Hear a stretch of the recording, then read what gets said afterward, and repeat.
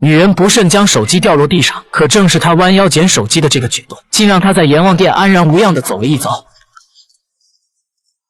他所在的位置恰好是神秘男子的视角盲区，见对方离开，安迪才松了一口气，但很快就传来隔壁房间玻璃破碎的声音，这让他突然想到刚受伤的母亲。果然一切都如他猜想的那样，神秘男人用一个塑胶袋将母亲牢牢套住。情急中，安迪首先选择向警方求助，然后随便拿起一个东西便要去救自己的母亲。因为击中了要害，对方瞬间就失去了反抗的能力。还未等安迪平复情绪，母亲就询问他刚才有没有报警。当得知安迪已经报警后，他立刻拿出事先准备好的钱包、手机和门卡，让女儿去卡罗敦打开指定的320号仓库。此时安迪一脸蒙圈，明明自己是正当防卫，为什么要逃跑？但母亲却没有回答，只是警告他这段时间千万不要和任何人联系，没有他的同意也绝不能回来。在他准备离开时，警察才急匆匆的赶到。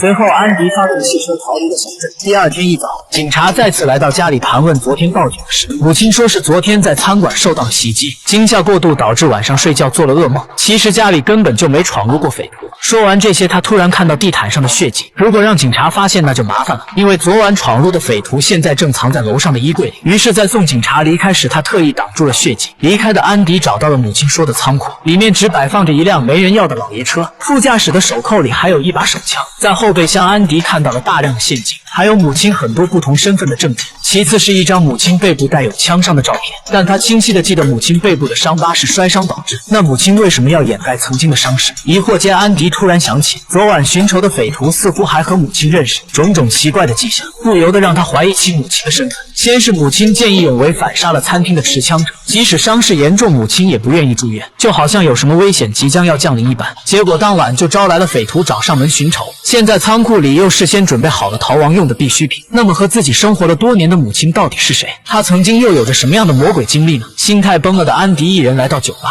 之前母亲为保护他反杀持枪者登上了抖音热门，相反安迪懦弱的表现也遭到了网友的人肉辱骂。此时酒吧内的酒鬼恰好认出了他，最后是一旁的男子替他解了围，因此安迪也对他放下了戒备。当得知对方当过兵后，安迪萌生了一个大胆的主意，那便是让对方教自己精准的枪法。Relax your shoulders. That's right. Keep your elbows bent, grip it tight. Now all you want to see over your front sights is your target. And when you're ready, I want you to squeeze the trigger, but just do it slowly, okay?